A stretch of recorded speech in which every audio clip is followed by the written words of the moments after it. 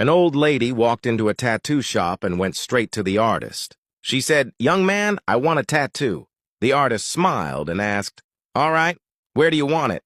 She said, "Actually, I want 2 tattoos, one on the inside of my left thigh and one on the inside of my right thigh."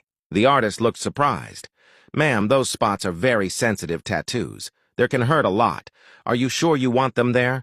The old lady crossed her arms and said, "Of course, I'm sure. I've had 3 kids and 2 hip surgeries. I think I can handle a little tattoo."